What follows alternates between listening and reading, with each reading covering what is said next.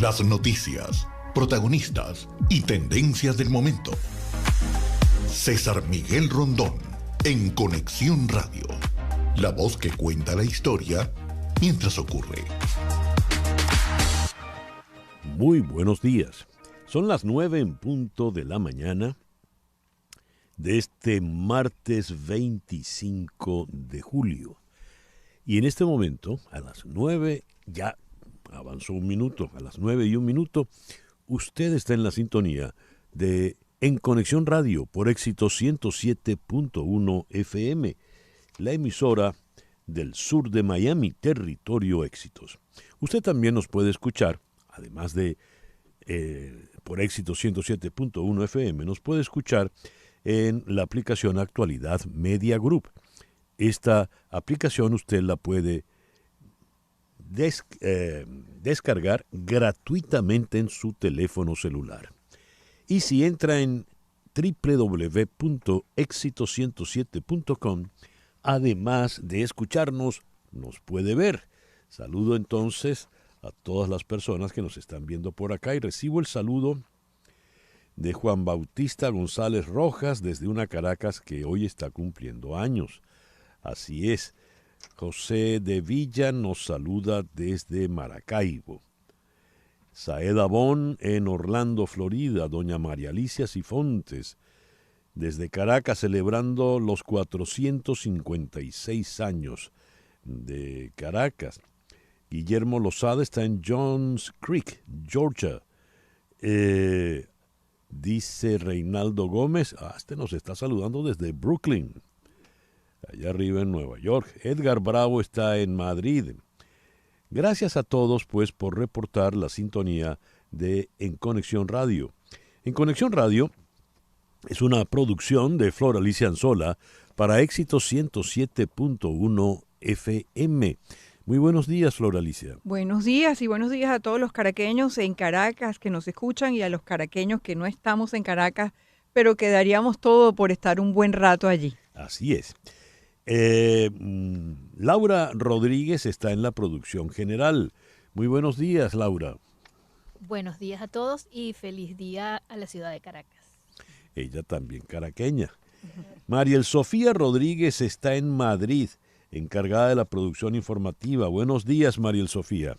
Muy buenos días, feliz martes, saludos a todos. Mariel Sofía también es caraqueña. Jesús Carreño, que asumo también es caraqueño, está en la edición y montaje. Daniel Patiño, que creo que es el único que no es caraqueño, está en los controles. Muy buenos días, Daniel. Buenos días, César, pero usted para una fiesta.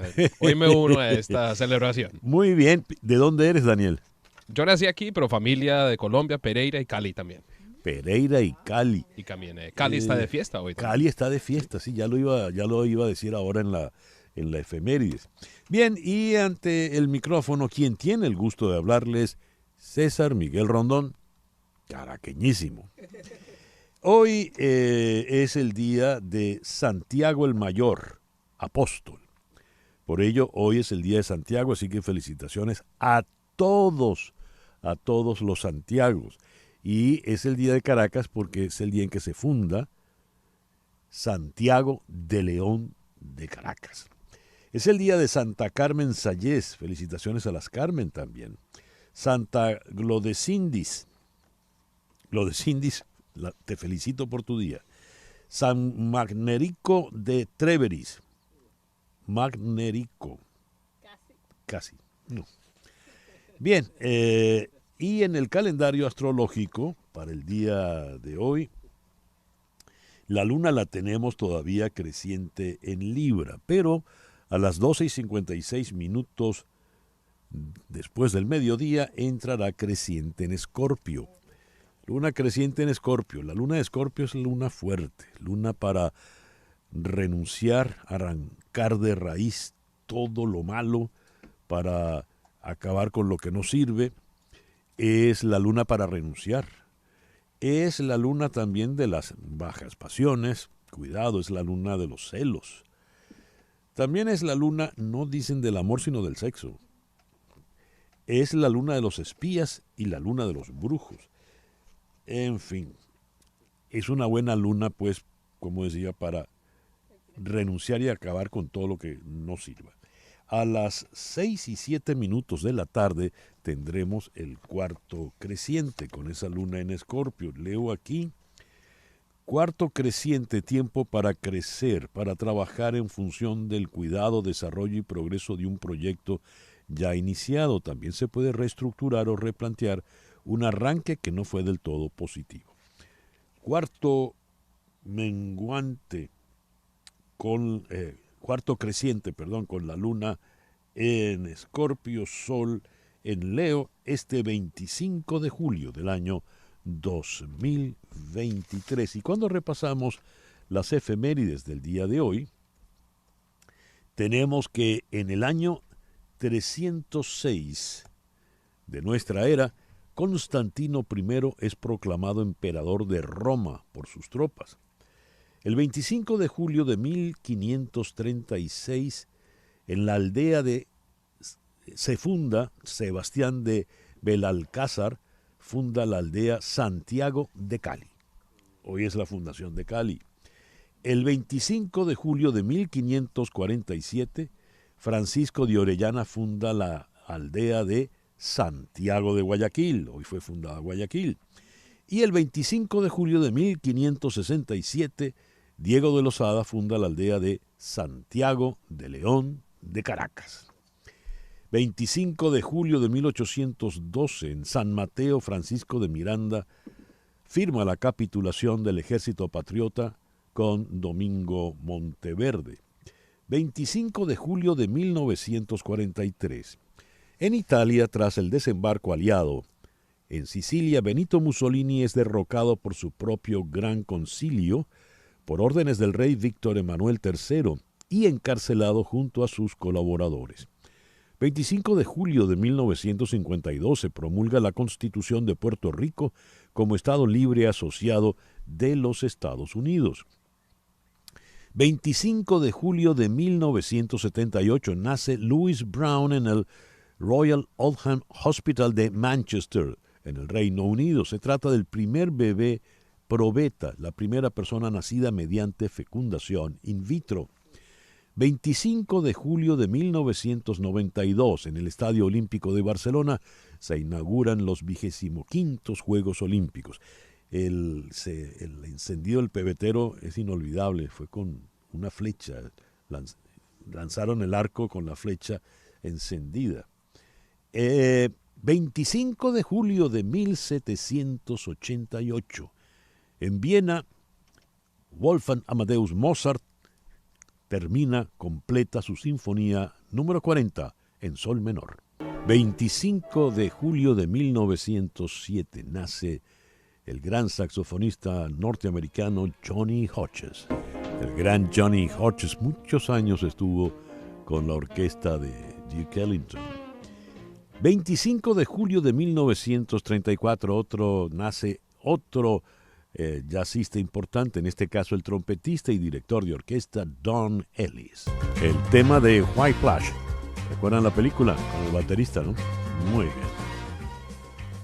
A las 9:10 de la mañana hacemos contacto con la oficina de Hani Martínez Guara, abogada de accidentes.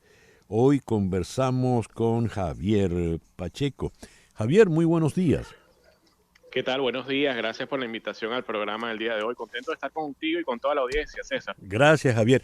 Javier, cuando uno va en el carro y escucha estos dispositivos pues que nos van orientando con el GPS, algunos te advierten en tal lado hay demora porque hubo un accidente. Y oyendo esto uno entiende que el número de accidentes es muy alto. Como dice Hani, no todos los accidentes son iguales. ¿Qué tan alto es el volumen de accidentes que ustedes atienden diariamente, Javier? Wow, de verdad que en los últimos meses hemos visto un incremento en el número de llamadas, en el número de personas que nos llaman para presentar su caso. Para que tengas una idea, el año pasado, durante todo el año pasado, pudimos atender más de 5.000 casos de accidentes durante todo el año. y este año, en lo que va de año, ya vamos por alrededor de 4.000 accidentes. Eso, lo que básicamente estamos proyectando terminar el año con una cantidad alrededor de 7.000 a 8.000 casos atendidos, y es una cifra alta, y lo que indica es que lamentablemente los accidentes se incrementan día a día. También es producto de que las personas ya nos conocen más, y cuando tienen un accidente somos la referencia para ellos. Nos llaman inmediatamente desde la escena y les procedemos a ayudarles no solo con el carro, sino también con el tratamiento médico y a recuperar una compensación económica. Eso es lo único que hacemos aquí en la oficina, César. Más de 180 empleados dedicados solo a la ley de accidentes. Fíjate, Javier, has dicho algo importante, se ocupan del carro, del automóvil y también de si hay un accidente. Es decir, basta que usted tenga el choque, tenga el accidente para que llame a Hani Martínez Ward. ¿Es así? Es así, porque realmente esto, lejos de ser un problema adicional, es la solución. Y es la solución en un solo sitio. Usted va a ir llamando a nuestras oficinas, va a ir seguro de que le vamos a ayudar con todo lo que se relaciona al accidente, con el daño de la propiedad, que es lo que es el daño del carro, reclamándole el seguro de la persona culpable, trabajando para obtener un vehículo de renta para que usted se pueda movilizar mientras tanto. Le ayudamos consiguiendo sitios para que haga su tratamiento médico, para que se pueda mejorar si está lesionado producto del accidente, y también le ayudamos a recuperar una compensación económica, que no es otra cosa que un dinero que la persona puede recibir si ha sido víctima de un accidente. El teléfono, el número de Hani Martínez Ward, la oficina de la abogada de accidentes, es 855-DOLOR-55. 855-DOLOR-55, que equivale a 855-365-6755. Repito, 855-365-6755. Javier, no se puede esperar mucho tiempo para llamar, ¿verdad? Lo ideal es llamar inmediatamente. Lo ideal es llamar inmediatamente. La ley de la Florida establece solo 14 días para iniciar un reclamo después de un accidente, un reclamo por lesiones. No deje pasar los días. Si ya está pegado al día 14, llámenos, que todavía tiene chance. Y si usted contrató un abogado y no se siente contento con el servicio que ha prestado, también se puede cambiar, nos puede llamar y podemos evaluar su caso. Muy bien. Repito el número: 855-DOLOR-55, que equivale a 855-365-6755. ¿Y ustedes atienden de qué hora a qué hora, Javier? Nuestro horario es las 24 horas. Los accidentes no tienen horario ni fecha en el calendario. Y ocurren en el momento menos esperado, y las personas nos llaman. Bueno, anoche estuvimos hasta bien tarde, hasta las 11:30 estuve yo atendiendo a un cliente. Tenemos un equipo que está desde bien temprano hasta bien tarde, y inclusive en las madrugadas, si nos llama, siempre alguien le va a atender. Muy bien. Javier, muchas gracias por atendernos en la mañana de hoy. Gracias a ustedes, que tengan feliz día. Javier Pacheco, de Hani Martínez Ward, la oficina de Hani Martínez Ward, abogada de accidentes. 855-DOLOR-55, que equivale a 855-365-6755. El editorial con César Miguel Rondón. Anoche conversaba en el programa de televisión En Conexión con el periodista Ángel Expósito. Ángel es el líder que lleva adelante uno de los programas más populares en la radio española, La Linterna de la COPE. Y Ángel, con relación a lo que ocurrió el domingo en las elecciones españolas, decía, es muy difícil entender lo que ha pasado y lo que puede pasar de ahora en adelante. Hay que ser español para ello, o latinoamericano, porque no de gratis fuimos formados desde la conquista y la colonia española, y tenemos muchas semejanzas. ¿A qué se refería? Yo le comenté que leí en un tuit: España es un país latinoamericano, solo que queda en Europa. La inversa también vale, dijo Ángel Expósito. ¿A qué se refería? Pues las elecciones del domingo dan un resultado extraño si se mira desde la fría aritmética. La aritmética política en España nos dice que 2 y 2 no necesariamente son 4. Gana las elecciones el Partido Popular, que aumenta de manera considerable su número de escaños con relación a las elecciones previas, las elecciones de 4 años atrás. pero habiendo ganado las elecciones, pierde, porque la circunstancia de alianzas no parece beneficiarle. Así, Pedro Sánchez, del partido de gobierno, el Partido Obrero Socialista Español, Partido Socialista Obrero Español, sacó más números que en la elección pasada, pero pierde ante el PP. Sin embargo, Sánchez pierde las elecciones, pero puede seguir gobernando por la misma circunstancia de las alianzas. Y cuando vamos a las alianzas, tenemos detalles aún incluso más absurdos. Carles Puigdemont, de Junts per Catalunya, el político radical, ha estado preso, ha estado fugitivo de la justicia española, el extremista independentista, quien ha declarado que le importa un bledo lo que ocurre en España, que le importa nada el equilibrio del Estado español, es para muchos el que puede terminar decidiendo precisamente la alianza para mantener el equilibrio del Estado español. Y Puigdemont ha dicho que él está dispuesto a hablar con quien sea, no solo con la izquierda, sino también con la derecha del Partido Popular.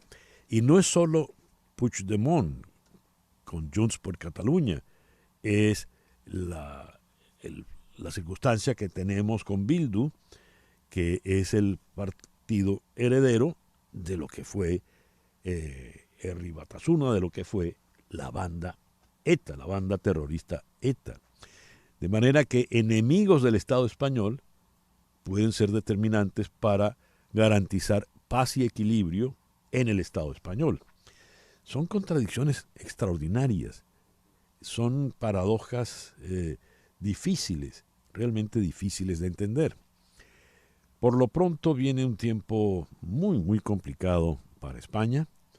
En rigor, el único triunfador fue el pueblo español, que asistió masivamente a votar. Y hay una lección en esto. Los españoles dieron la talla. Los políticos españoles no. 9:19 de la mañana. Capicú, hacemos una pequeña pausa y ya regresamos con las noticias de Estados Unidos, Venezuela, América Latina y el mundo. Esto es En Conexión Radio por Éxito 107.1 FM. Continuamos en breve con César Miguel Rondón en Conexión Radio por Éxitos 107.1 FM. Estamos en Conexión Radio con César Miguel Rondón. 9:22. Noticias de Estados Unidos con César Miguel Rondón en Conexión Radio. El presidente Joe Biden consagrará hoy un monumento nacional para Emmett Till, el adolescente negro cuyo linchamiento en 1955 impulsó el movimiento de derechos civiles en los Estados Unidos. La acción le dará a Biden la oportunidad de establecer contrastes con uno de sus principales rivales republicanos, el gobernador de Florida, Ron DeSantis, quien ha recibido críticas generalizadas por defender el nuevo plan de estudios escolar de su estado, donde se dice que los estadounidenses negros anteriormente esclavizados adquirieron habilidades beneficiosas para la vida en esclavitud. Informa The Washington Post. Los demócratas de la Cámara están preparándose para presentar una resolución de censura contra un legislador republicano por segunda semana consecutiva. En esta oportunidad es contra la representante de la extrema derecha, la republicana por Georgia, Marjorie Taylor Greene. Se espera que la representante de primer año, Becca Balint, demócrata de Vermont, presente la censura esta tarde, que condenaría a Greene por avivar, cito, las llamas del racismo, el antisemitismo, el discurso de odio LGBTQ, la islamofobia, el odio antiasiático, la xenofobia y otras formas de odio. Fin de la cita. Todos los ojos estarán puestos en la Reserva Federal mañana por la tarde. Después de tomarse un respiro en junio, la Reserva está casi segura de aumentar las tasas de interés en otro cuarto de punto porcentual esta semana, y es probable que el presidente Jerome Powell mantenga la puerta abierta para más aumentos de tasas de interés más adelante en este año. Estados Unidos anunció que trabajará estrechamente con cualquier gobierno que se forme en España tras las elecciones generales, porque considera que ese país es un aliado, socio y amigo indispensable. Preguntada por EFE en rueda de prensa, la portavoz de la Casa Blanca, Catherine Jean-Pierre, dijo, cito, «Felicitamos al pueblo de España en las elecciones celebradas ayer. Estados Unidos seguirá trabajando de cerca con cualquier gobierno que surja del proceso electoral, como ya hemos hecho con anteriores gobiernos españoles en el pasado, para avanzar nuestros intereses y objetivos compartidos». Fin de la cita. El gobierno de Estados Unidos instruyó a las aseguradoras a facilitar el acceso por parte de sus clientes a los tratamientos de salud mental. Por medio de una nueva regulación, la Casa Blanca pide a los proveedores de salud privados evaluar sus normas de cobertura de tratamientos de salud mental y poner en práctica un plan de acción que elimine las barreras que sus clientes tienen para acceder a estos planes. La norma, que será presentada de manera oficial por el presidente Biden esta tarde, exigirá a las compañías incluir más profesionales de salud mental en su cobertura y eliminar barreras al acceso a este tipo de cuidados. A su vez, pedirá a las compañías que usen el mismo tipo de criterios utilizados para calcular los costos de los tratamientos físicos para los de salud mental. El gobierno espera que estas nuevas reglas beneficien a más de 150 millones de estadounidenses. El Speaker of the House, Kevin McCarthy, dijo anoche que los republicanos de la Cámara podrían intentar acusarlo. Cito, «Solo hemos seguido a dónde ha llevado la información», dijo el portavoz a Fox News, refiriéndose a las investigaciones del Partido Republicano que involucran acusaciones sin fundamento de que los tratos comerciales internacionales de Hunter Biden atraparon al entonces vicepresidente Biden, su padre. Comillas, «Esto está llegando al nivel de investigación de juicio político, impeachment, lo que le da al Congreso el poder más fuerte para obtener el resto del conocimiento y la información necesaria». Fin de la cita de Kevin McCarthy. El gobernador de Texas, Greg Abbott, respondió a la amenaza del Departamento de Justicia de demandar al Estado por las boyas que ordenó colocar en el Río Grande, la frontera natural con México, para evitar así que crucen migrantes. Esta barrera flotante supone un riesgo para la navegación, así como para la seguridad pública en el Río Grande y plantea problemas humanitarios, dijo textualmente el Departamento de Justicia.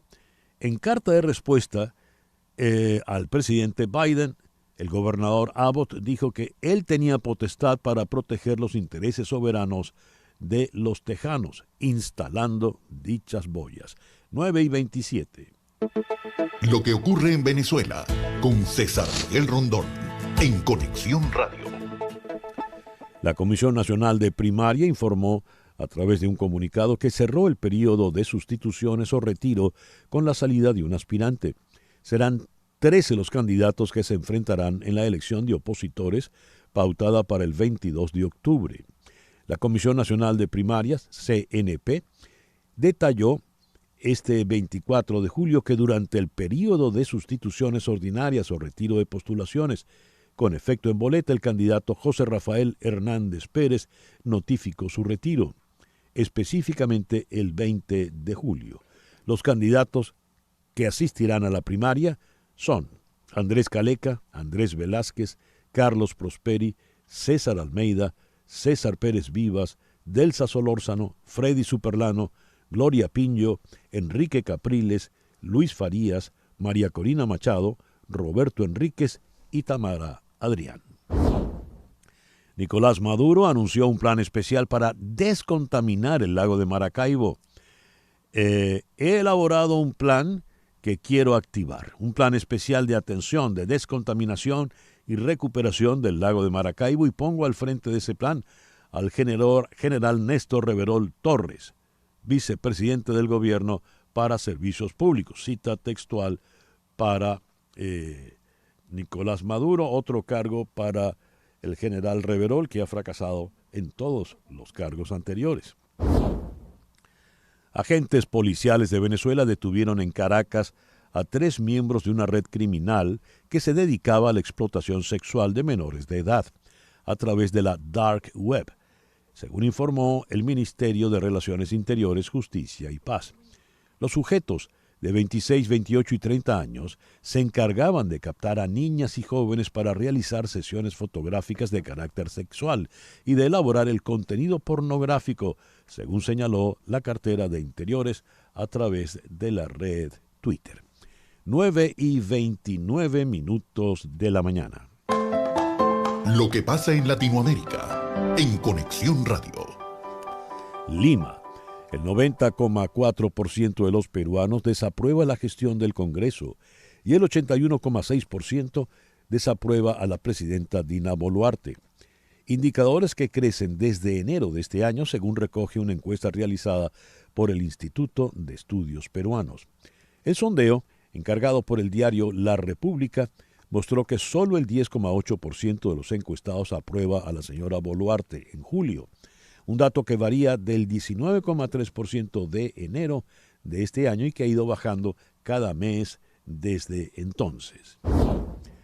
Quito. El Comité de Seguridad de Ecuador acordó ayer declarar por 60 días el estado de excepción y un toque de queda nocturno en las provincias de Manabí y de Los Ríos y en el municipio de Durán, un día después de que el alcalde de Manta, Agustín Intriago, fuera asesinado. El anuncio del nuevo estado de excepción fue realizado por el presidente Guillermo Lasso durante una reunión del Comité de Seguridad celebrado en Durán, municipio que forma parte del área metropolitana de Guayaquil y que registra uno de los índices más altos de violencia e inseguridad del país. Buenos Aires. El precio del dólar estadounidense en el mercado informal de Argentina se disparó en el día de ayer hasta un nuevo valor récord tras las medidas cambiarias e impositivas adoptadas por el gobierno argentino en las últimas horas y que implican una devaluación parcial del peso argentino para ciertas operaciones. La divisa estadounidense subió 21 pesos, 3,9% en el mercado paralelo, hasta un nuevo máximo de 550 pesos argentinos por cada dólar.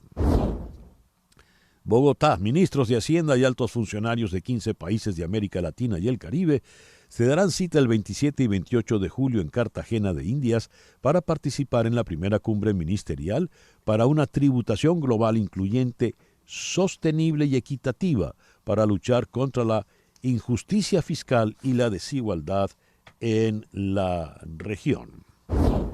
Siguiendo en Colombia, las caras en la investigación de la Corte Suprema contra Piedad Córdoba. Los testimonios y actuaciones de estas personas componen un amplio paquete de pruebas que tiene el alto tribunal en su poder. Piedad Córdoba fue citada por la Corte Suprema de Justicia para que explique el origen de su patrimonio luego de que Carlos Matos y Miguel Pinedo afirmaran que fue intermediaria en millonarios negocios entre Venezuela y empresarios colombianos. ¿En qué estado se encuentra esta investigación? ¿A dónde puede llegar? Vamos a Bogotá. En la línea telefónica está Marta Elvira Soto, editora de la unidad investigativa del diario El Tiempo. Marta Elvira, muy buenos días. Gracias por atendernos. Gracias, César Miguel. Pues mira, tenemos que ser concretos en este tema. Se trata de una investigación que ya habíamos revelado desde el año pasado sobre, digamos que unos cobros que venía haciendo al régimen de Nicolás Maduro, la senadora Piedad Córdoba, para favorecer a varios empresarios. Esta evidencia ya se había expuesto totalmente el año pasado, al igual que un estudio en donde se pedía justificar la fortuna de varios de sus familiares. En su momento el tema quedó frenado porque la Corte Suprema quería revisar el documento con el que se le iba a llamar a interrogatorio, que está elaborado por la magistrada Cristina Lombana. ¿Qué pasó? Pasó la prueba, pasó todos los sedales de los miembros de la Corte Suprema y como lo anticipó el tiempo, la senadora muy cercana al gobierno del Pacto Histórico ya fue citada a interrogatorio para que responda. Utilizó su, digamos que, etiqueta de mediadora de paz entre el gobierno de Venezuela y el colombiano para obtener pagos y prebendas por parte de empresarios colombianos y además para posicionarse y lograr votos en nombre de la paz. ¿Cuánto es la fortuna estimada de la señora Piedad Córdoba? Entre ella y, ya que lo mencionaste, sus familiares más cercanos.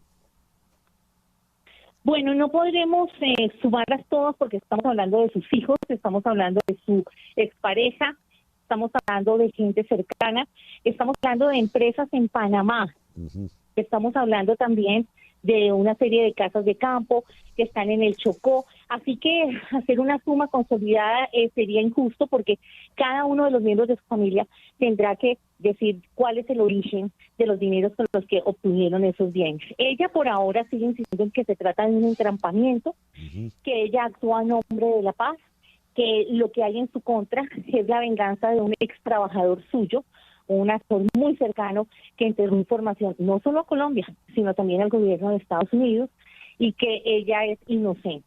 Pues vamos a ver si acude a la justicia, si habla, porque hay algunos que ahora están optando por guardar silencio, pero la Corte Suprema sigue adelante con esta investigación. Lo cierto es que en tiempos de Hugo Chávez, Piedad Córdoba pasaba más tiempo en Caracas que en Bogotá. Al menos era la impresión que teníamos nosotros en Caracas. Y ella era muy, muy cercana a Hugo Chávez. Estamos hablando de los tiempos de Cadivi, tiempos de control de cambio, y ese fue un gran foco de corrupción para el régimen chavista. Por lo que uno puede deducir, la señora Córdoba también se benefició de esa corrupción. ¿Cuál era el mecanismo? ¿Ella cobraba alguna comisión para que el empresario colombiano obtuviese el dinero? Correcto. Parece que se armaron paquetes de empresarios en donde le solicitaban a la senadora sus buenos oficios ante el régimen de Nicolás Maduro. En esa época, pues digamos que estaba como el cambio de gobierno por la muerte de Hugo Chávez. Ella se encargaba supuestamente de gestionar los pagos. Pues eso es lo que quiere saber la Corte. ¿Cambio de qué? Un par de altos empresarios, alguno de los cuales también está siendo investigado, incluso está preso aquí en Colombia por otros motivos, que es Carlos Matos, en donde asegura que ellos pagaban una comisión a cambio de que les gestionaran sus pagos desde Caracas. Ya. Marta Elvira, muchísimas gracias por estos minutos en el programa de hoy. Siempre será un placer estar en tu programa. Gracias. Marta Elvira Soto, del diario El Tiempo, desde Bogotá, 9:37 de la mañana. Las noticias del otro lado del mundo. En Conexión Radio. Italia, tormentas e incendios. El ministro de Protección Civil italiana, Nello Musumeci, declaró que hoy es uno de los días más complicados de las últimas décadas en el país debido a las tormentas, tornados y granizadas en el norte y el calor abrasador e incendios devastadores en el centro sur. Es en Europa y es también en Asia. Tokio. Las temperaturas superaron hoy, martes, los 35 grados en numerosas zonas de Japón, especialmente en el este y oeste del país, donde las autoridades alertaron a los ciudadanos para que extremen precauciones contra posibles golpes de calor y repercusiones para la salud. La máxima en Tokio se encontraba en 36 grados, mientras que en las cercanas Saitama y Chiba los termómetros alcanzaron 38 y 37 grados respectivamente, y en otras ciudades importantes como Kioto y Osaka registraron temperaturas de hasta 36 grados Celsius. Las solicitudes de asilo en la Unión Europea alcanzaron 319.850 entre enero y abril de este año, lo que supuso un aumento del 35% respecto a las 236.120 demandas de protección internacional registradas en el primer cuatrimestre del año pasado, 2022, según se desprende de los datos de la agencia Eurostat.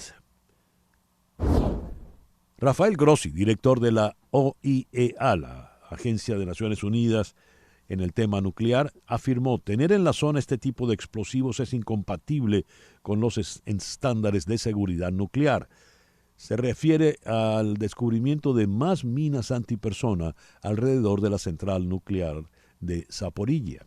Si bien las autoridades ucranianas ya habían denunciado la existencia de estos explosivos en los alrededores de la central, la OIEA aún no había encontrado indicios de su locación. En el marco de la guerra, Rusia respondió a Naciones Unidas que ahora es imposible reanudar el acuerdo del grano que permitía la exportación de cereales ucranianos por el Mar Negro, debido a que no se cumplen los compromisos con la parte rusa. Lamentablemente en estos momentos es imposible retomar ese acuerdo porque no se cumple, dijo el portavoz del Kremlin, Dmitry Peskov. Kabul, miles de salones de belleza deben cerrar de manera definitiva hoy martes en Afganistán, con la entrada en vigor de un decreto de las autoridades talibanes que priva a las mujeres de una de sus escasas fuentes de ingresos y uno de sus últimos espacios de libertad. La prohibición de salones de belleza hará perder su ingreso a unas 60.000 mujeres que trabajan en 12.000 establecimientos, según la Cámara de Comercio e Industria para las Mujeres de Afganistán. Desde su regreso al poder en agosto del 2021, los talibanes integristas musulmanes excluyeron a las mujeres de la mayoría de los centros de educación secundaria, de las universidades y de la administración pública.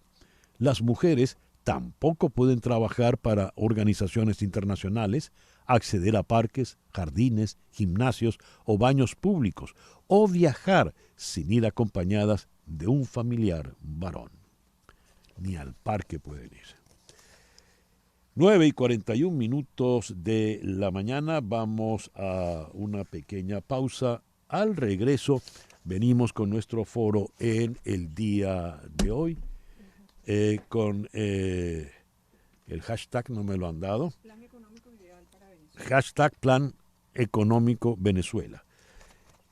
¿Cuál es el plan ideal para Venezuela? Esto lo vamos a abordar con dos destacados economistas, Alejandro Grisanti y José Guerra. 9:41 de la mañana, una pequeña pausa y ya regresamos. En un momento regresamos con César Miguel Rondón en Conexión Radio por Éxitos 107.1 FM. Bien, vamos a nuestro foro en la mañana de hoy. Hashtag Plan Económico Venezuela. Leo este texto que salió publicado en Al Navío. Con las elecciones presidenciales de 2024 en el horizonte, una decena de políticos en Venezuela está deslizando sus ideas para poner en marcha un nuevo plan económico que ayude al país a salir del atolladero en el que se encuentra desde hace más de un lustro.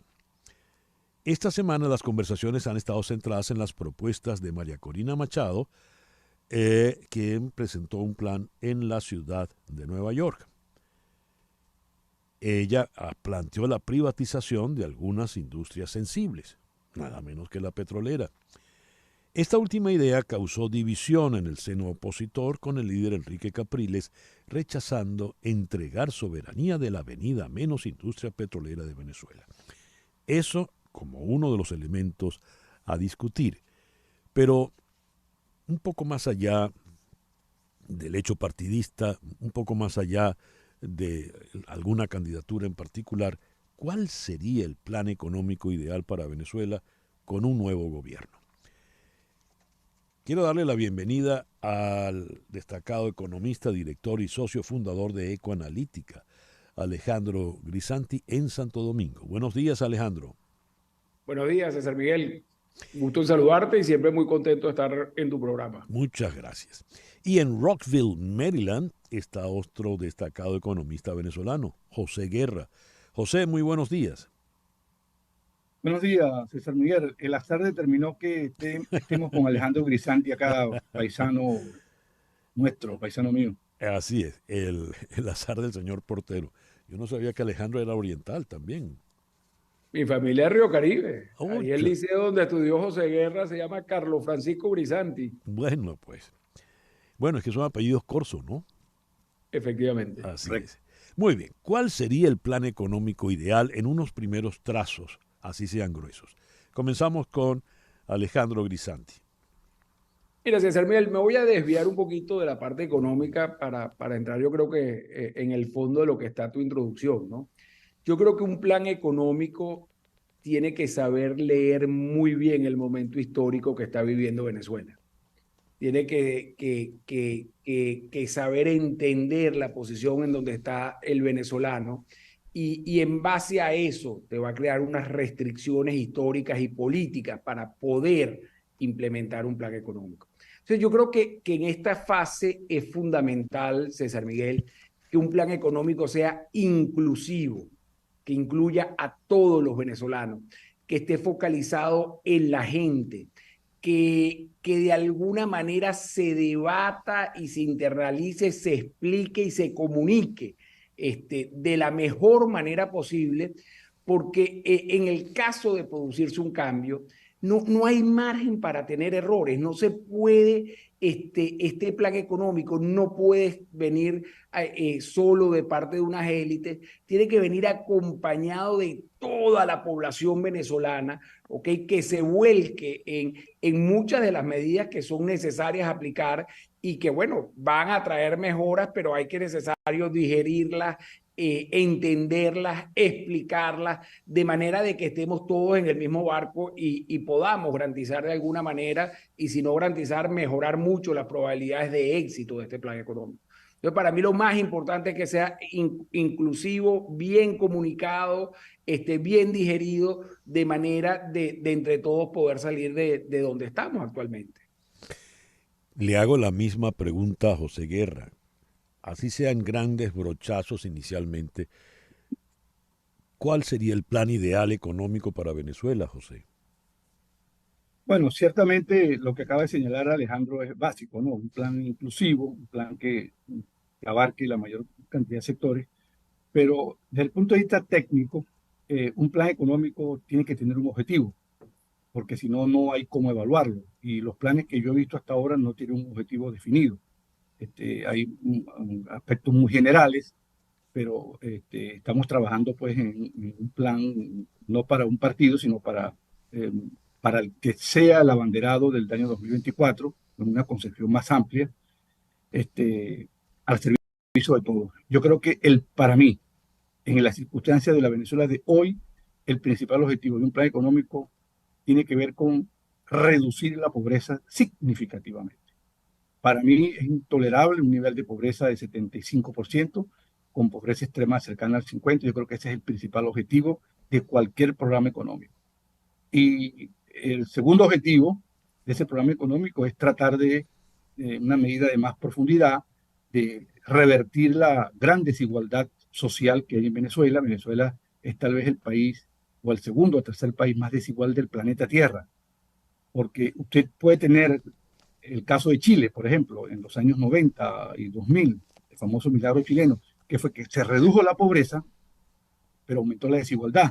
Resultado, los eventos de 2019, que por 30 centavos de dólar, 30 centavos o 30 pesos que aumentó el metro, casi queman Santiago. Entonces, la consigna era, el problema no son los 30 centavos, el problema son los 30 años. Entonces, un país desigual es inviable políticamente. Entonces, yo creo que partiendo de allí, yo creo que está la clave para distinguir por los programas económicos. Reducción de la pobreza y hacer un país más equitativo. Y lo demás viene en cascada. ¿Cuáles? 1, reducción de la inflación. 3, que la economía vuelva a crecer. Venezuela era un país que pesaba 100 kilos en el año 2013 y ahora está pesando 75 kilos. pesaba 100 kilos en el año 2013, ahora está pesando 25 kilos. Perdió 75% de su tamaño, de su masa muscular. Sectores económicos que desaparecieron. Una industria petrolera, digamos, en estado catatónico. Y creo que, pero si tú me dices a mí cómo consigo yo un plan, el plan tiene que estar con un objetivo claramente definido. Para que cuando terminen los 5 años, tú puedes decir el plan resultó o el plan fracasó en reducir la pobreza. Eso fue lo que hicieron las grandes reformas económicas de América Latina y creo que es la asignatura pendiente hoy en Venezuela. Hablaba José Guerra. Alejandro, en tu primera intervención dijiste que el plan debe ser inclusivo, no elaborado por élites. ¿Podrías ampliar un poco ese concepto, por favor? Sí, mira, yo creo que en Venezuela hemos tenido problemas y tenemos el Gran Caracazo, donde se terminó implementando un programa económico que no fue explicado a los venezolanos, que no fue explicado a las comunidades. Y eso, por supuesto, terminó teniendo una reacción muy negativa de parte del pueblo hacia ese plan económico, que no estaba mal orientado, estuvo mal comunicado, no fue inclusivo, se intentó imponer a través de una élite. Y yo creo que eso fue la fuente de su fracaso. Al final tuviste una primera reacción muy fuerte con el Caracazo y después muchas reacciones negativas que no te dejaban trabajar, que no te permitían avanzar en ese plan, a pesar de nuevo que técnicamente podía estar bien orientado. Y ejemplos de eso tenemos muchos. No es solo el caso de Venezuela con el Caracazo, que sea el Caracazo por la violencia que se desató, fue el más representativo, pero planes económicos que no están bien digeridos, que no están bien comunicados, yo creo que generalmente tienden al fracaso y por eso este tema de tener una frase previa muy política, muy de entender. Y esta frase la quiero volver a utilizar, muy de entender el momento histórico en que está viviendo Venezuela. Y entonces ahí circunscribir, bueno, ¿es necesario privatizar PDVSA o no es necesario privatizar PDVSA? No si lo correcto es privatizarla o no. Yo creo que ya PDVSA desafortunadamente quedó destruida. Pero ese es el debate por donde vamos a arrancar el tema de un plan económico o deberíamos arrancar el debate fijando objetivos, que estoy de acuerdo con lo que dijo José, reducción de la pobreza y de la desigualdad, generación de crecimiento, estabilidad monetaria. La otra gran pregunta, yo creo que para todo esto hace falta el ponernos de acuerdo con los acreedores. Yo creo que también hace falta eso, no quiero dirimir y por cierto, creo que el equipo económico que estuvo presentando en Nueva York este plan, creo que tiene gente estelarísima, gente muy buena, compañeros de uno, pero las preguntas que hago, bueno, ¿cómo vamos a presentar primero un programa en Nueva York y no en Venezuela? ¿Cómo vamos a arrancar buena parte de ese dialecto, de esa comunicación hablando de reestructuración de deuda? ¿Qué entiende el venezolano de Carapita sobre reestructuración de deuda? Entonces, esas son las partes de conexión y donde yo podría estar un poco en desacuerdo con haber arrancado, digamos, como arrancamos y donde uno aconsejaría más bien mirar hacia adentro, mirar a Venezuela, mirar Carapita y buscar incluir y explicarle a esos venezolanos que están allí cómo realmente este plan económico los puede beneficiar y cómo un cambio de gobierno al final lo puede beneficiar. Hablaba Alejandro Grisanti. Hiciste hincapié, José, en la reducción de la pobreza. A ver, ¿cuáles serían las primeras medidas ineludibles para iniciar ese proceso de reducción de la pobreza? Bueno, antes de eso, César Miguel, déjame 3 segundos o 15 segundos para explicar un poco lo de Alejandro, o para reforzarlo, mejor dicho. Es decir, si tú comienzas un plan con una medida conflictiva, divisoria, como la privatización eventual de PDVSA, arrancaste mal. Porque en lugar de unir el país lo vas a dividir. Porque en el imaginario de Venezuela está la OPEP, está la creación de ese organismo, una empresa pública nacional de petróleo. Entonces, si arrancas por ahí, estás arrancando mal. Estás arrancando mal porque en lugar de unir, divide. ¿Qué hacer para reducir la pobreza? Reducir la pobreza implica para nosotros 3 cosas. En primer lugar, abatir la inflación. Si no reducimos la inflación, no hay reducción de la pobreza. ¿Por qué? Bueno, porque aumentan los salarios nominales, viene atrás la inflación, te erosiona el poder adquisitivo y queda peor que antes, lo que ha hecho Maduro. Para nosotros la estabilidad de los precios o reducir la inflación pasa, en mi opinión, en una economía dolarizada como está Venezuela por la estabilidad del tipo de cambio. Si no logramos la estabilidad del tipo de cambio y anclamos la economía con una tasa de cambio por lo menos estable durante un tiempo, con apoyo internacional, no hay manera de bajar la inflación. Una economía dolarizada. Estabilizar el tipo de cambio en una economía dolarizada es estabilizar los precios, en primer lugar. En segundo lugar, obviamente, un problema fiscal. Tenemos un problema de déficit fiscal importante financiado por el Banco Central. Eso hay que resolverlo. En tercer lugar, restablecerle al Banco Central sus potestades monetarias que fueron liquidadas, y eso es lo que hace que el Banco Central imprima dinero de la nada para dárselo a la PDVSA. Esos son como los aspectos básicos. Centrar el Banco Central en su objetivo, un plan de estabilización monetaria, y la segunda medida para reducir la inflación es el tema del crecimiento económico. Venezuela, César Miguel, para que tengas una idea, para que dimensionemos el problema. Venezuela, para recuperar lo que perdió, el tamaño de economía que tenía en 2013, necesita crecer 25 años consecutivos, promedio, a 7%. Esa da una idea de la destrucción. Si la economía no crece, no genera ingresos. Y si no genera ingresos, no se puede bajar la pobreza. China, por ejemplo, sacaba en los años 90 y 2000 15 millones de ciudadanos de la pobreza anual con crecimiento económico, y así está haciendo la India. Entonces necesitamos crecer. ¿Qué hace falta para crecer? Aumentar la producción petrolera, estimular los sectores de la economía. Con ese encaje bancario, Alejandro probablemente puede elaborar más de eso. Tenemos un encaje bancario del 75%. Es decir, que cada 100 bolívares que capta la banca puede prestar 25. Los demás, 75 lo deja congelado. No hay crédito. En Venezuela tú vas a comprar una bicicleta y no hay crédito para comprar una bicicleta. La banca está minimizada.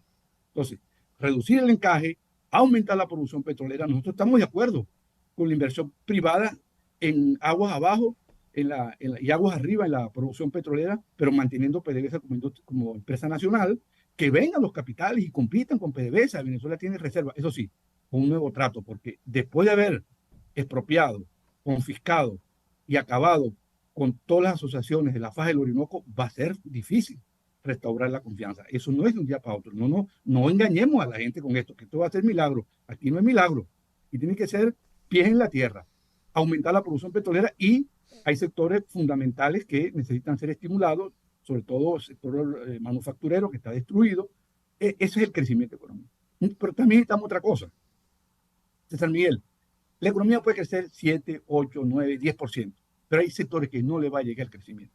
La gente que está en la costa de Paria, por ejemplo, en Pedernales, en San Carlos de Río Negro, no le va a llegar el crecimiento económico inmediato, porque le faltan capacidades, porque perdieron las capacidades, porque son adultos mayores. Hay que hacer un programa social. Nosotros hemos definido un fondo social de emergencia con tres componentes. El primero de ellos es un componente de alimentación, eso está estudiado ya. Darle a las madres cabezas de familia por lo menos un estipendio de unos $50 mensuales para que compre al menos 10 alimentos que contengan proteína para que puedan comer. Un plan para mejorar la prosecución escolar. Después vemos el tema de la calidad, porque ese es otro asunto, y mejorar el sueldo de los docentes, y un plan de salud para que Twitter no sea el gran hospital de Venezuela y la gran farmacia de la gente pidiendo ayuda para una operación, para una tomografía, sino un plan de dotación. Esos tres componentes: reducción de la inflación, como ya te expliqué, crecimiento económico y un gran fondo social. Creo que con eso empezamos el proceso de reducción de la pobreza. Hay gente que le tiene urticaria a los planes sociales. Hay gente que no le gusta que le den subsidio a los pobres. Yo estoy de acuerdo con un subsidio acotado, limitado, transitorio, porque hay gente que en Venezuela no puede comer, César Miguel. Esto no es un tema teórico, un problema práctico, un problema vivencial. Entonces, esos tres componentes son los que estamos pensando en un plan ambicioso para reducir la inflación en Venezuela de forma significativa. Hablaba José Guerra desde Rockville, en Maryland. Son las 10:01 de la mañana. Vamos a hacer una pequeña pausa y ya regresamos. Alejandro Grisanti había dicho: el ciudadano de Carapita no entiende cuando le hablen de reestructuración de la deuda. ¿Qué hay que decirle al ciudadano de Carapita si ya Alejandro acotó que, por ejemplo, el plan económico que dio pie o que antecedió al Caracazo no fue explicado? Y allí estuvo el problema. ¿Cómo explicar? ¿Cómo hablarle al país que está prácticamente quebrado y con el bolsillo roto. 10:02 de la mañana. Una pequeña pausa y ya regresamos en Conexión Radio por Éxito 107.1 FM en Miami. Una pausa y regresamos con César Miguel Rondón en Conexión Radio. Sintonizas a César Miguel Rondón en Conexión Radio por Éxitos 107.1 FM. 10:05 de la mañana. Contratar los servicios de un abogado de inmigración es un asunto serio porque establecerse en Estados Unidos requiere de trámites que debes realizar solo con abogados con mucha experiencia y conocimiento. Y ese es el caso de las abogadas de Canelo Fadul Immigration, especialistas en visas de inmigración laboral, familiar y humanitarias, entre otras. Ellas suman más de 55 años de experiencia asesorando desde la solicitud de la visa hasta la obtención de la residencia y posterior ciudadanía. Si necesitas asesoría para inmigrar, llama al 1-844-864-4727, que equivale a 1-8448-MIGRAR. Di que llamas de mi parte y la primera consulta es gratis. También puedes escribir a inmigraya@canelofadul.com. Canelo Fadul Immigration, reputación, confiabilidad y efectividad. Las noticias de este momento en Conexión Radio. ¿Y cuáles son las noticias de este momento, Flor Alicia? Te tengo dos, César. Ron DeSantis, gobernador de Florida y candidato a la nominación presidencial republicana, estuvo involucrado hoy en un accidente automovilístico en plena campaña electoral. En un comunicado a los medios, el secretario de prensa de DeSantis, Brian Griffin, dijo que él y su equipo están ilesos y que agradecen las oraciones y los buenos deseos de la nación por su protección continua durante la campaña electoral. La otra noticia viene de Colombia. El ex embajador de Colombia en Venezuela, Armando Benedetti, quien dimitió de su cargo tras el escándalo de escuchas ilegales desatado en el gabinete de Gustavo Petro, tendrá que volver a enfrentarse a 4 procesos judiciales después de perder el fuero que le daba la posición diplomática. Las investigaciones incluyen enriquecimiento ilícito de servidor público, delitos contra mecanismos de participación democrática en el que se le indaga sobre posibles actividades ilícitas, tales como la financiación de campañas políticas con recursos públicos, clonación de cédulas y financiación de grupos paramilitares. Dios, pero qué listado, ¿no? Una joya, pues. Una joyita. Bueno, gracias, Flor Alicia. 10:08 de la mañana, regresamos a nuestro foro de hoy, hashtag Plan Económico Venezuela. La pregunta que había quedado en el aire es para Alejandro Grisanti. Alejandro, dijiste que el plan debía ser, en primer lugar, inclusivo, no diseñado por una élite e impuesto luego, que fue el caso del famoso plan del año 89, durante el segundo gobierno de Carlos Andrés Pérez. Y subrayaste el hecho de que no se transmitió de manera elocuente, suficiente, eficaz al país, a la población. Pusiste el ejemplo del ciudadano de Carapita. Al ciudadano de Carapita no le puedes explicar qué es, no le puedes decir que tu plan económico es reestructurar la deuda, porque ¿qué es eso? Podría responderle como aquel dirigente que dijo, ¿con qué se come eso? ¿De qué manera le vamos a explicar el plan económico necesario al ciudadano de Carapita? Mira, yo creo que José también ha dado algunas pinceladas de esto. Yo creo que tiene que ser un programa económico centrado en la gente, en la persona, en la familia. Y eso pasa obligatoriamente por un programa que sea muy eficiente en la parte social y que tenga que tener transferencias sociales como se ha dado en la mayoría de los países de América Latina, no importa si estos países son de derecha o de izquierda. O sea, al final tiene que haber un proceso de transferencias que vaya, digamos, a solventar los problemas más básicos que puede tener esta persona en Carapita, y que en la medida que se vaya generando empleo, en la medida que vaya creciendo económico, ir reinsertando a estas personas dentro de lo que puede ser el movimiento económico, o el crecimiento económico o el polo de desarrollo del país. El penetrar, el lograr que estos sectores más lejanos logren entrar en ese proceso de desarrollo es muy complicado. No es como, y creo que José lo decía, a veces en las cifras macro se esconden promedios, pero mucho de ese crecimiento puede no llegar a Carapita o puede no llegar a San Juan de las Galdonas. Lo que necesitamos son proyectos que busquen de alguna manera, primero con transferencia y después de la parte de inclusión de esos sectores sociales. Y en esos planes, quisiera detenerme un minutico en un punto. Yo creo que para generar crecimiento tenemos que determinar cuáles son nuestros sectores estratégicos. Yo creo que todavía, por ahora, tenemos todavía una ventana de oportunidad con el petróleo. Esa ventana de oportunidad se viene cerrando. Nos vamos a quedar con muchísimo petróleo en el subsuelo. Ojalá que sea un poquito menos lo que nos quedemos allí. Pero hay otro sector que yo creo que Venezuela tiene inmensas potencialidades y que desde República Dominicana ves cómo genera crecimiento, que es el turismo.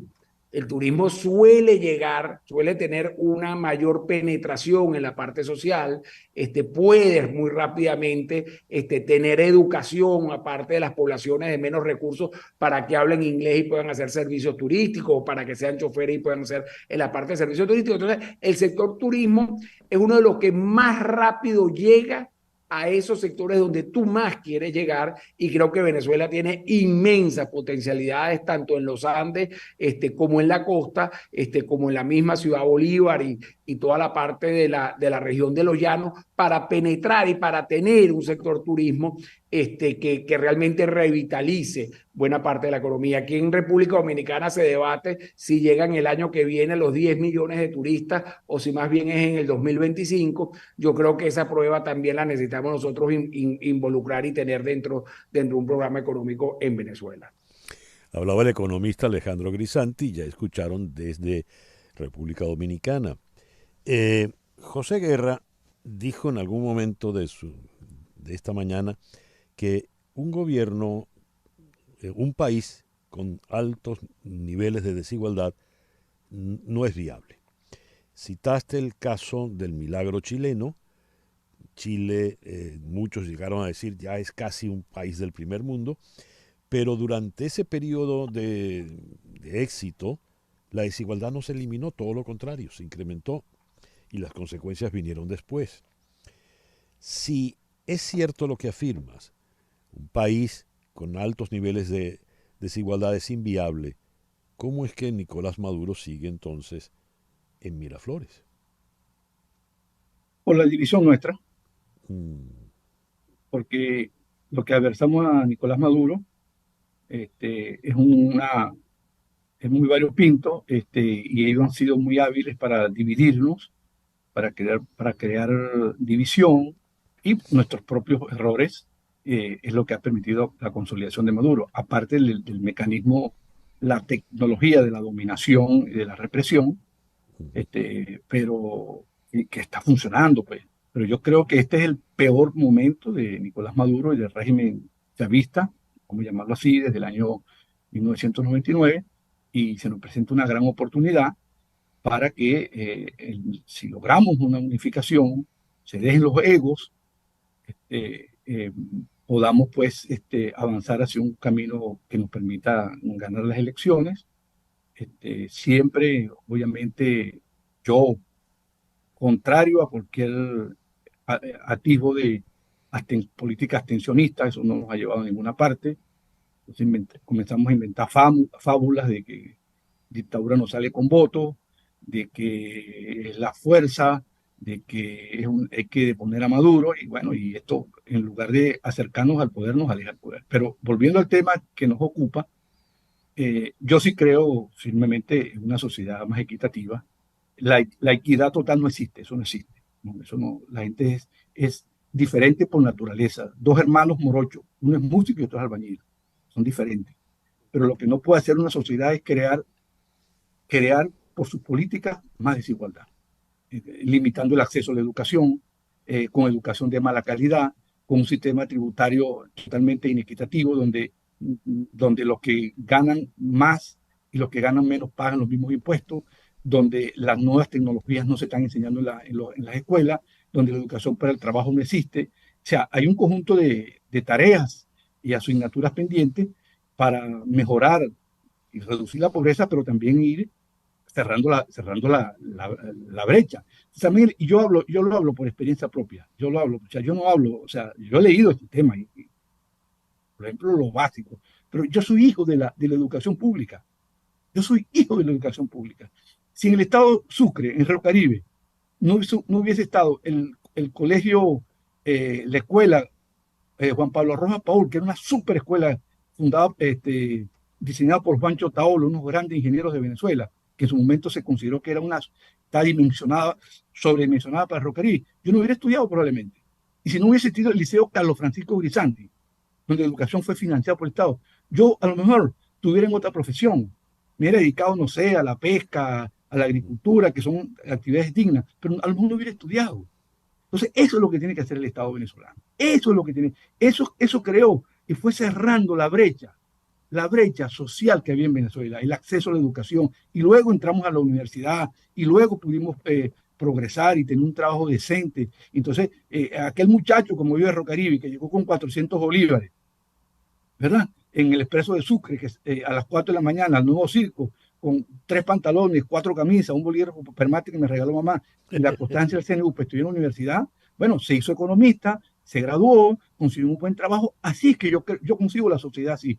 A lo mejor estoy siendo muy personalista en esto, pero es que es la vivencia de San Miguel. Así fue el país. El país progresó muchísimo y ese país se perdió.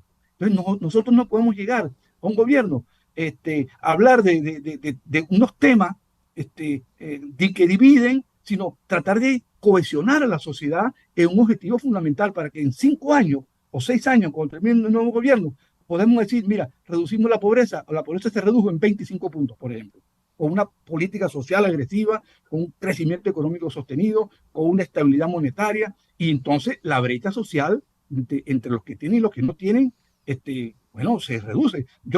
Cuando yo veo la gente de Venezuela que tiene dinero, los nuevos, los que han hecho plata, a mí me alegra eso. Claro que me tiene que alegrar, porque el futuro del trabajo, gente dedicada, pero también quiero que los que no tengan más, tengan un poco más y puedan comer y puedan vivir, puedan tener la misma educación que los que tienen. Esa es la sociedad que yo quiero. Eso es lo que yo quiero. La descripción que acabas de hacer, José, te pides disculpas porque es un relato muy personal, pero yo te lo agradezco porque es un ejemplo vivo. Eso que tú acabas de contar fue uno de los grandes logros de la democracia, que fue la creación y consolidación de una clase media en el país gracias a la educación. Y el ejemplo que acabas de poner es por demás elocuente y te lo quiero agradecer de verdad. Son las 10:18, nos estamos acercando ya al final de esta conversación. Y a manera de conclusión, pues le dejo ya la palabra para cerrar al economista Alejandro Grisanti. Sí, César, muchas gracias. La verdad que muy vivido las palabras de José. Mira, yo creo que al final un programa económico no puede ser solo económico, no puede ser solo las palabras confianza, cambio de marco legal, atracción de inversiones, definición de sectores estratégicos, petróleo y turismo, por ejemplo. No puede ser solo estabilización de la moneda, evitar devaluación, etcétera, sino que tiene que tener un profundo lado social que nos lleve a sacar, porque una de las cosas de esta realidad histórica que estamos viviendo desafortunadamente hoy en Venezuela es que ha habido una involución en muchos de los venezolanos en cuanto a niveles nutricionales, niveles educativos, en temas de salud, que es necesario atacar y atacar de manera muy directa, y va a haber que generar muchos recursos para poder hacer frente a esos programas sociales que son indispensables del poder hacer de manera de poder rescatar a buena parte de esta población, llevarla a niveles mucho más competitivos competitivos y mucho y de mayor productividad para que puedan mantenerse por ellos mismos. Entonces, cualquier programa económico yo creo que pasa en unos primeros años por una etapa muy asistencialista, donde me parece perfecta la definición que hizo José de focalizarnos en la reducción de la pobreza y en la reducción de la desigualdad como el mayor logro que podemos hacer en un lustro o en los próximos 10 años con Venezuela.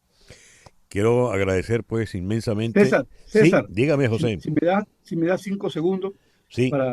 para cerrar una idea. Mira, yo creo, César, que estas ideas que ha puesto Alejandro y que, bueno, yo he también esbozado, esto tiene que servir para todos, César Miguel. Esto no es para un partido, es para todos.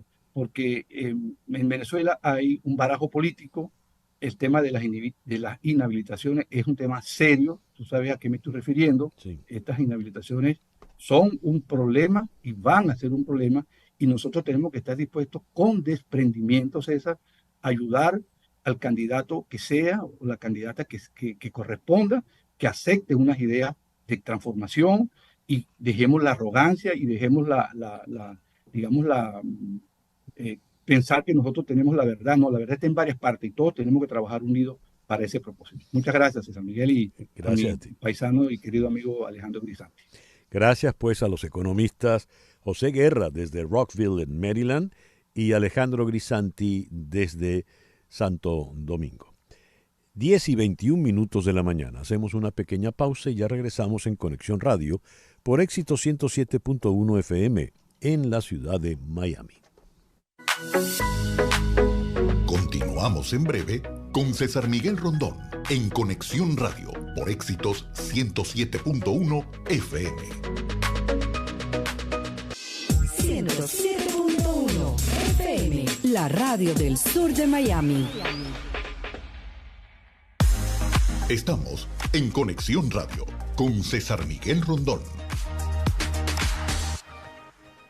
10:25 de la mañana. Al leer las noticias de América Latina más temprano, reparamos en este despacho de la agencia EFE desde Quito. El Comité de Seguridad de Ecuador acordó declarar por 60 días el estado de excepción y un toque de queda nocturno en las provincias de Manabí y de Los Ríos y en el municipio de Durán, un día después de que el alcalde de Manta, Agustín Intriago, fue asesinado. El anuncio del nuevo estado de excepción fue realizado por el presidente de Ecuador, Guillermo Lasso, durante una reunión del Comité de Seguridad celebrado en Durán, municipio que forma parte del área metropolitana de Guayaquil y que registra uno de los índices más altos de violencia e inseguridad en el país. Vamos al Ecuador. En la ciudad de Quito está Néstor Aguilera de La Voz de América. Néstor, muy buenos días. Gracias por atendernos. Hola César Miguel, un gusto saludarte. Permíteme también ahí añadir algo que se conoció esta mañana, la declaratoria del estado de excepción por grave conmoción interna en todos los centros de privación de libertad que integran el sistema de rehabilitación social a escala nacional por 60 días. Y justamente mientras tú y yo conversamos, a esta hora se lleva a cabo un importante despliegue de Fuerzas Armadas y Policía Nacional. Se habla extraoficialmente de aproximadamente 1.500 uniformados que estarían ingresando a uno de los mayores centros de privación de libertad del Ecuador, que es la Penitenciaría del Litoral, localizada en la ciudad de Guayaquil, donde desde el día de ayer, y esta es información oficial, existe alrededor de 100 de agentes penitenciarios retenidos. Recordemos, César Miguel, amigas y amigos, que existen graves denuncias que desde el interior de las cárceles se planifica todo tipo de hechos delictivos en el Ecuador. Y es justamente ese el motivo que ha llevado al gobierno de Guillermo Lasso a emitir esta declaratoria del estado de excepción, que se suma a la que tú acabas de mencionar, dada también por un hecho lamentable que sucedió en las últimas horas y que tiene que ver con el asesinato en la ciudad de Manta del alcalde de esa ciudad. Presuntamente se conoce la persona que habría disparado y que es la primera en ser detenida de nacionalidad venezolana, César Miguel. Venezolano. ¿Qué más sabes? Por favor, ahonda un poco en lo que se maneja en este momento del asesinato del alcalde Intriago? ¿Cómo no? La situación es bastante compleja y te lo voy a decir por qué. Porque el alcalde Intriago tenía excelentes niveles de aprobación, político joven, apenas 38 años, que estaba iniciando su segundo mandato para 4 años, un nuevo gobierno municipal en la ciudad de Manta, pero hay que considerar que la ciudad de Manta es catalogada como una de las rutas del narcotráfico. Además, tiene un puerto por estar situada a orillas del Océano Pacífico, desde donde se presume también que forma parte de las rutas que utilizan las organizaciones criminales para llevar la droga a Europa y también a los Estados Unidos. Entonces, la situación es bastante compleja. Todavía la Policía Nacional ha sido bastante cauta respecto a lo que habría motivado esto. Sin embargo, ya hay versiones de prensa de que aparentemente pudo haber estado relacionada esa muerte con alguna suerte de contratación pública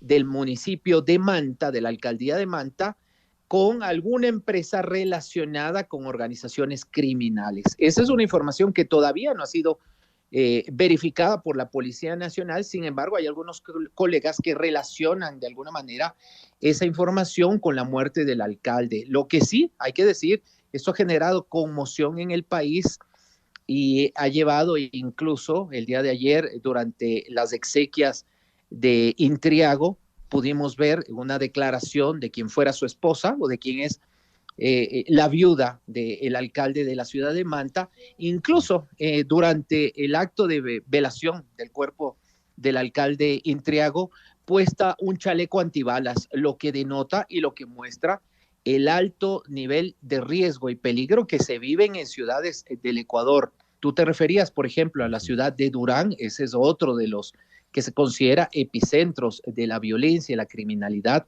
en el país. Y bueno, estamos matizados hoy en día por una situación de extrema violencia que ha llevado a límites insospechados, incluso la cifra de muertos por cada 100,000 habitantes.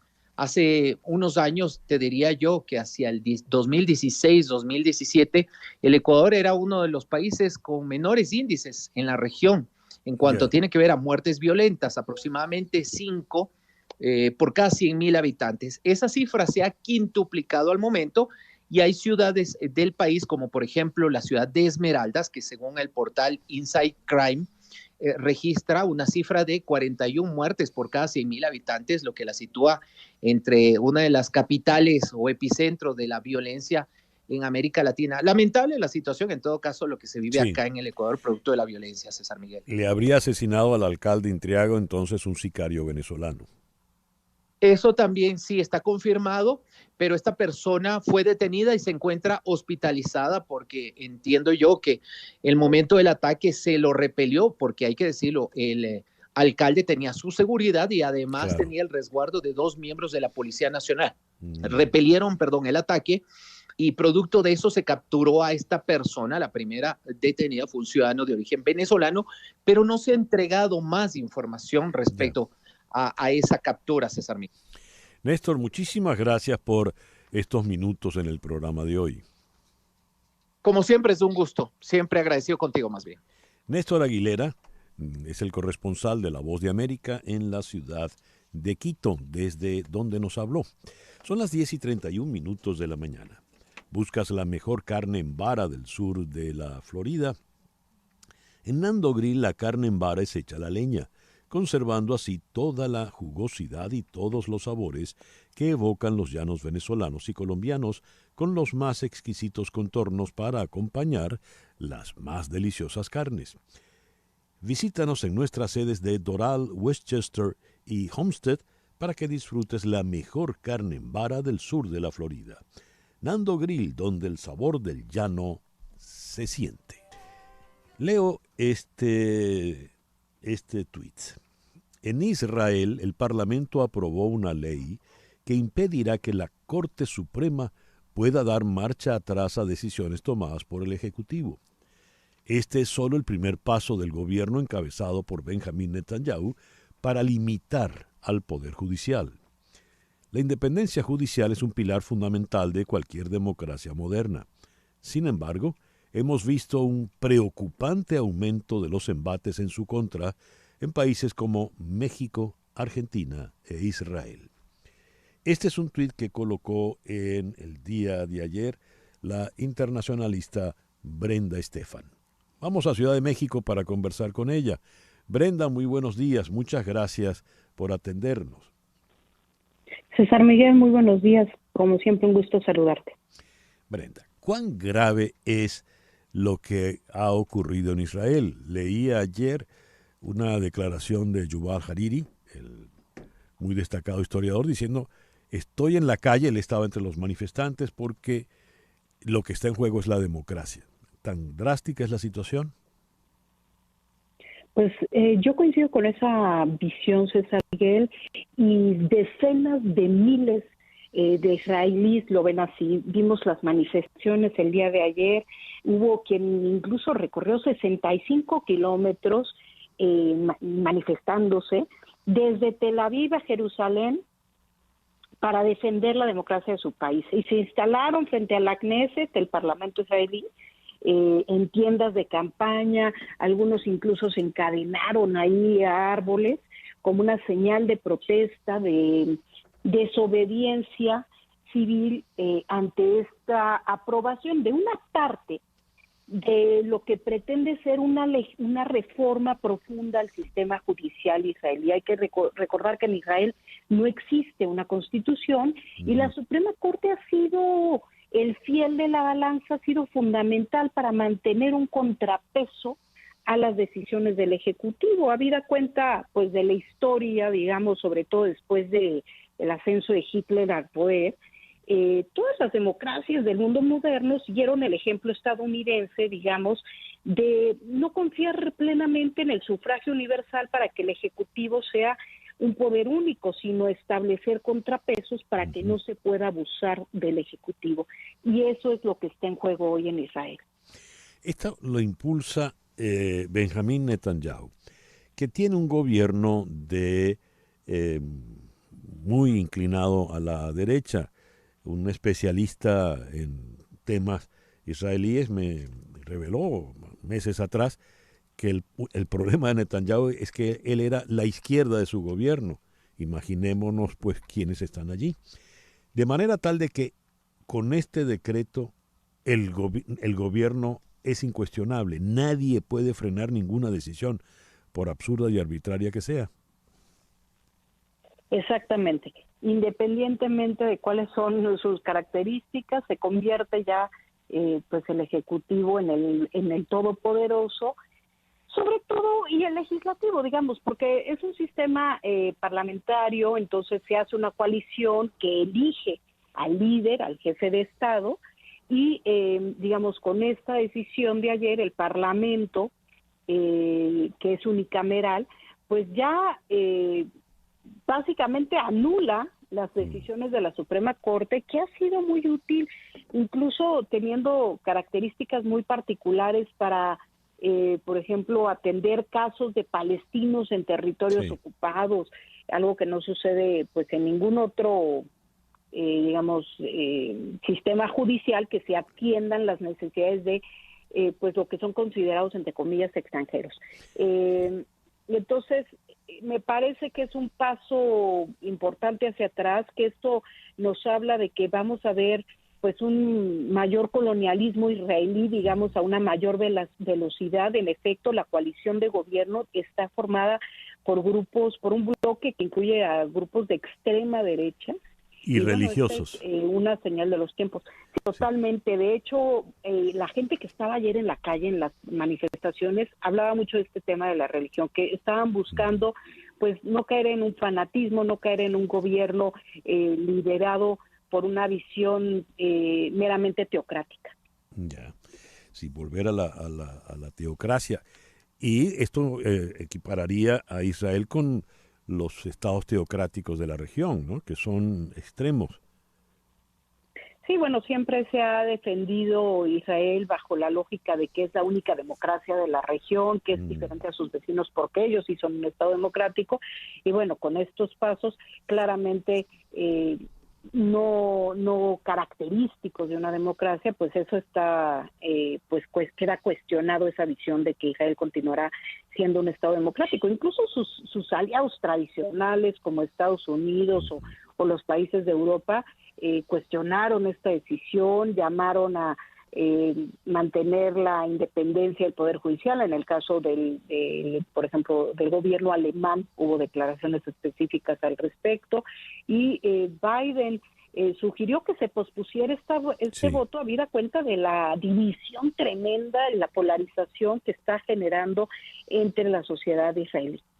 Brenda, en tu tuit incluiste a 2 países de la América Latina, México y Argentina. ¿Por qué?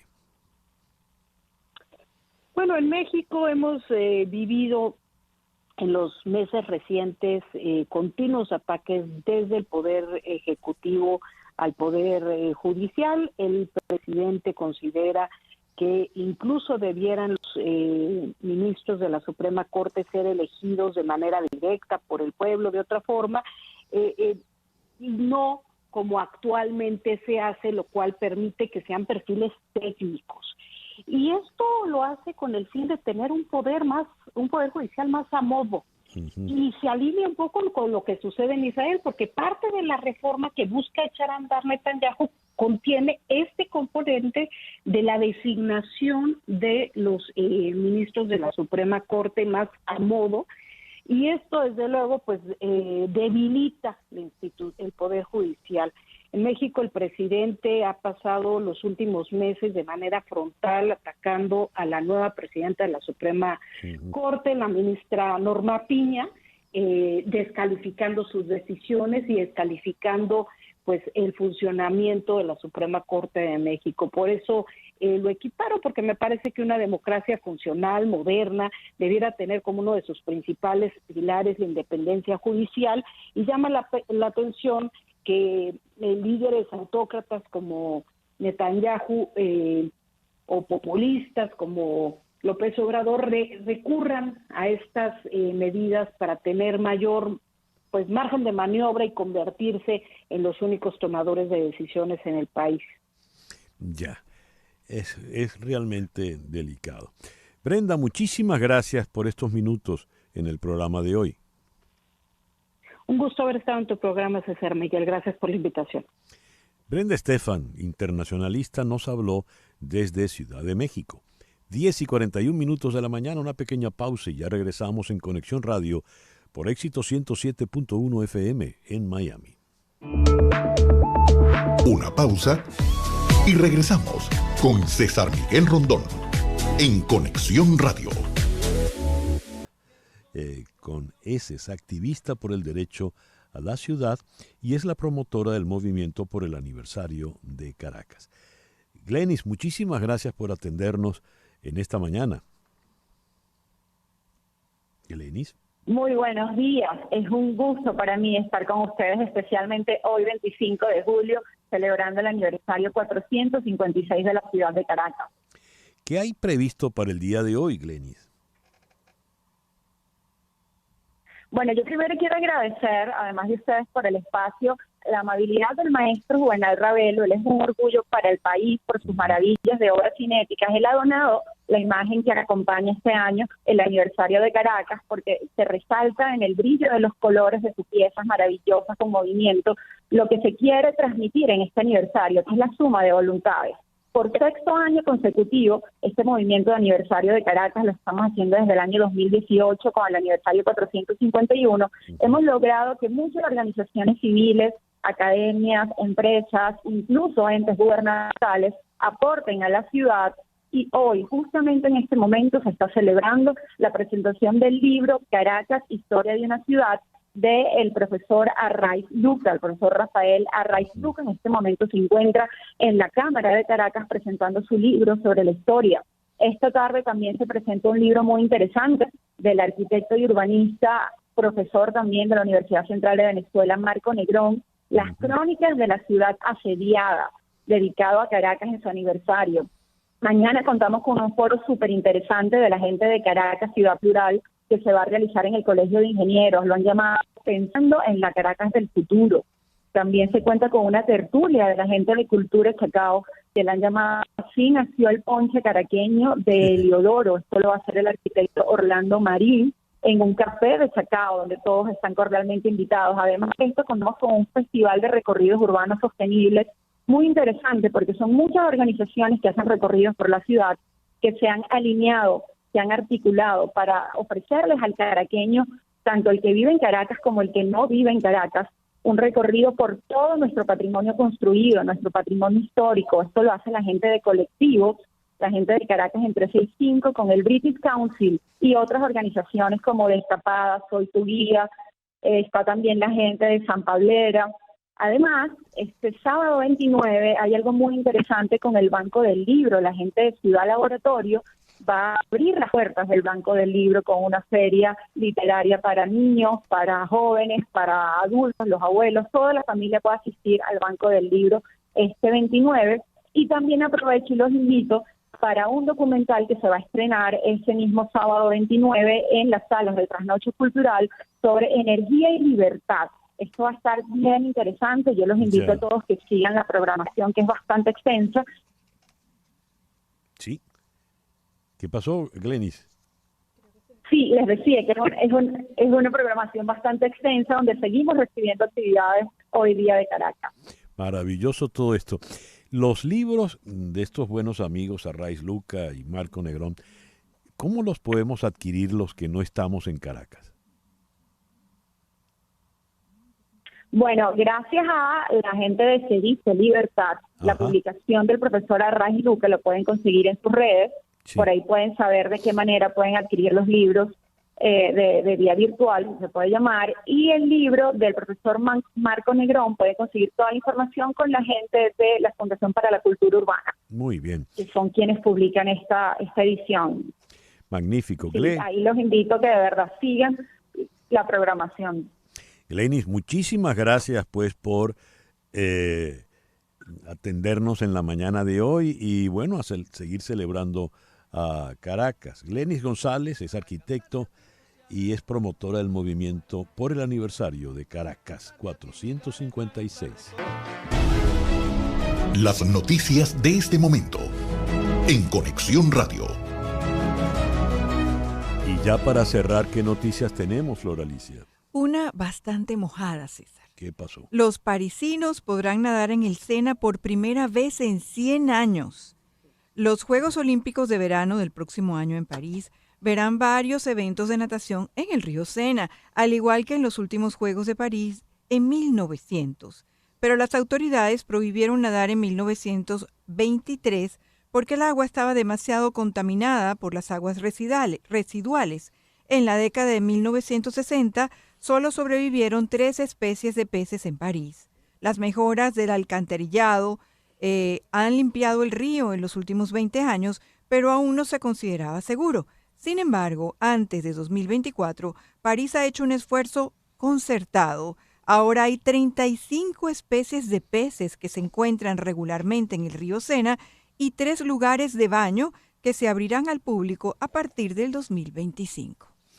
Qué bien, pues a nadar en el Sena, ya que Jacqueline Faría no pudo nadar en el Guaire, ¿no? Exacto. Bueno, que se vaya a París un rato.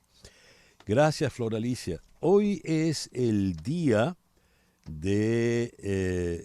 Mundial para la Prevención de Ahogamientos y es el Día Internacional de la Mujer Afrodescendiente. Se conoce como Día de la Mujer Afrolatina, Afrocaribeña y de la Diáspora. Esta fecha está íntimamente relacionada con el Día Internacional de la Mujer, al ser una oportunidad más de reivindicar los derechos y la dignidad de la mujer en general. Buscábamos una canción para celebrar este día y la verdad es que, por ejemplo, toda la música hecha en el Caribe está dedicada a una mujer a la que le llamamos la negra Tomasa, la mulata, Ben Morena, en fin, es ella.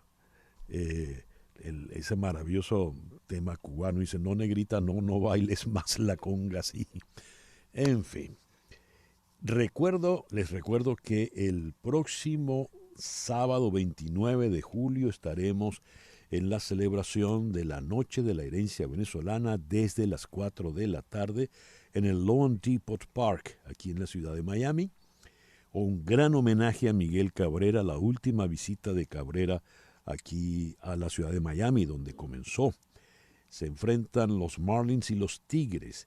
Y si compras tu entrada solo por marlins.com/Venezuela, tienes acceso a una franela alusiva, acceso a todas las actividades del homenaje y acceso a la preventa de boletos para la Serie del Caribe.